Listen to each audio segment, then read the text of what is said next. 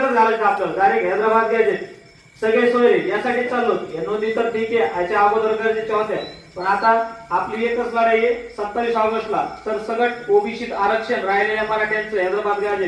जेवढे मराठवाड्यात होते, आपल्या मराठवाड्यातले 8 जिल्ह्यातले सगळे सरसकट किंवा आपले सातारा घ्यायचे असं, बॉम्बे घ्यायचे, महाराष्ट्रातील उर्वरित मराठा समाज सर्व समाज आपल्याला जे पक्क टिकणार आरक्षण ओबीसीचं त्यासाठी आपल्याला ही जी 27 ऑगस्टची लढाई आहे त्यासाठी आपल्याला जाणंच आहे.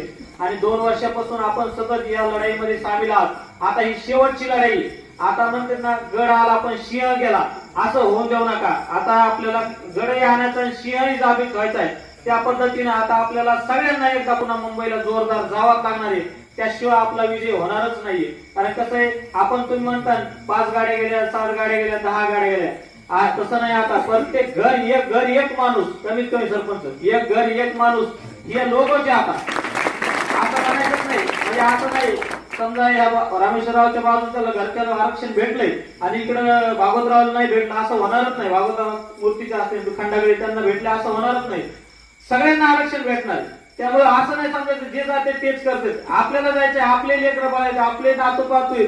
उद्या जी काय भविष्यात लढाई होणार आहे किंवा भविष्यात जे आपण इतिहास म्हणून सांगणार आहे, तिथं सांगायला आपल्याकडे काहीतरी पाहिजे की बाबा जसं लोक सांगतात इंग्रजांच्या काळात आम्ही होतो, इकडे आंदोलन केले, तिकडे आंदोलन केले, स्वातंत्र्य सैनिक होते काही, तसं या मराठा आरक्षणाच्या लढाईत आपल्याला नातू पाहतो जे पुढची भविष्याची पिढी असेल त्यांच्यासाठी सांगायला ठेवा की आम्ही मुंबईला गेलतो, पावसात गेलतो, पाऊस होता, एवढा पाऊस होता, हे डोंगर तिकडं गाड्या होत्या, भले 20 किलोमीटर गाड्या, 15 किलोमीटर गाड्या, तरी आम्ही मागे नाही हटलो, मुंबईतच गेलो, जरांगे पाटला सोबत गेलो आणि तुमच्यासाठी आरक्षण आणलं. ही काय आपली जे काय स्वप्न आहे, जे काय ज्या आठवणी आहेत, ह्या ठेवण्यासाठी आपल्याला घर सोडावंच लागेल.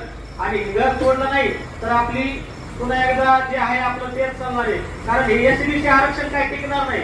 हे 10% दिलंय, पण आता सरनं सांगितलं, सरनं एवढं सविस्तर सांगितलं आरक्षणाविषयी, त्यामुळे आम्हाला जास्त काही सांगायची गरज नाही.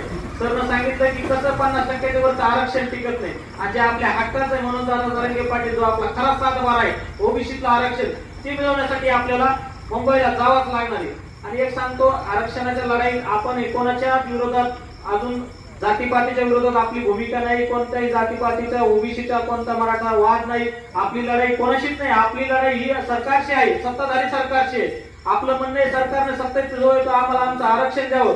आम्हाला कोणत्या जातीचा विरोध नाही. आम्ही सर्व गावखेड्यात 18 पगड जाती जशी छत्रपती शिवराय सगळ्यांना घेऊन चालतात, तसंच आम्ही सर्व समाज बांधवाला घेऊन चालतो. सर्व समाजाला सोबत घेऊन चालणारा आपला मराठा समाज आहे. सर्व समाजामध्ये हिंदू धर्मातील मोठा समाज असणारा आपला मराठा आहे. हा सगळ्यांना घेऊन चालतो. त्यामुळे आपली लढाई ही सरकार सोबत आहे. आपल्याच अन्याय अत्याचार जे